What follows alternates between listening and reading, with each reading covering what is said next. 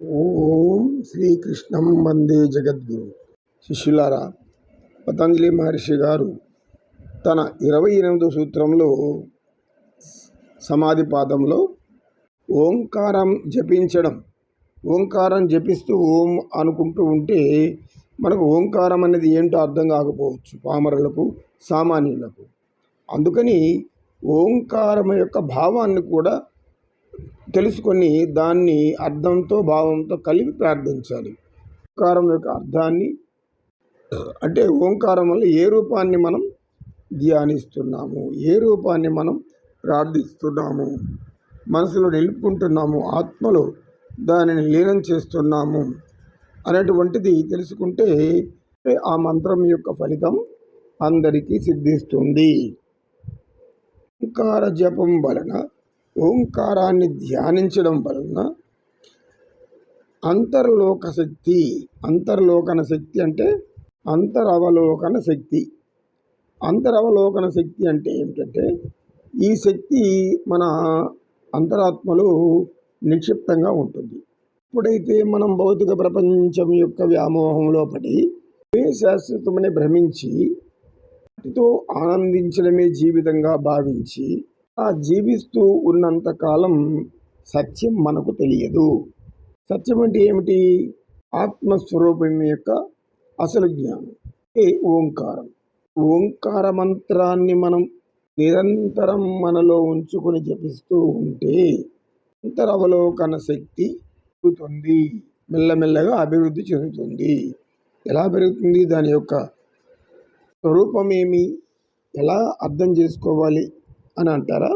ఎప్పుడైతే ఓంకారం ప్రతినిత్యం మనలో ప్రతిధ్వనిస్తూ ఉంటుందో ఆ ప్రతిధ్వని అనేది అనేక ప్రకంపనలను వ్యాపింపచేసి కేంద్ర నాడీ మండల వ్యవస్థను పూర్తిగా వశం చేసుకుంటుంది. కేంద్ర నాడీ మండల వ్యవస్థ అంటే ఏమిటి? మన జ్ఞానేంద్రియాలు కేంద్రమైంది కేంద్ర నాడీ మండల వ్యవస్థ. 5 జ్ఞానేంద్రియాలు అందించేటటువంటి భౌతిక విషయాలను కేంద్ర నాడీ మండల వ్యవస్థే తెలియజేస్తూ ఉంటుంది మనసుకి. అయితే శరీరంలో ఇటువంటిది ఉందా, మెదడే కదా ఉంది అనేవారు కూడా ఉంటారు. అంటే ఉంది. మెదడులోనికి వచ్చేటటువంటి భావనలు, భావాలు, ఆలోచనలు, సంకల్పాలు ఎక్కడి నుంచి వస్తున్నాయి అని ఎవరు ఆలోచిస్తున్నారు? మనసు ఉంది కాబట్టి ఆలోచనలు వస్తాయి. మనసు వల్ల ఆలోచనలు వస్తూ ఉంటాయి కాబట్టి ఆ ఆలోచన అనుసారం ప్రవర్తిస్తూ ఉంటాము.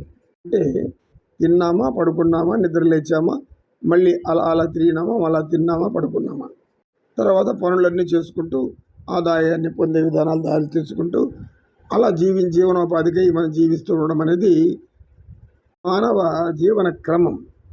అంతేకాని దాని వలన అంతర్గత జ్ఞానం రాదు.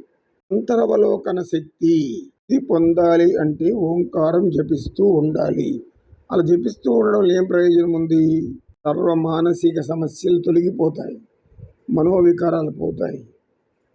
మనసుతో అనేక విధాలుగా బాధపడేటటువంటి సున్నిత మనస్కులు చిన్న చిన్న సమస్యలకు చిగురుటాకుల్లా వణికిపోతూ ఉంటారు, భయపడుతూ ఉంటారు.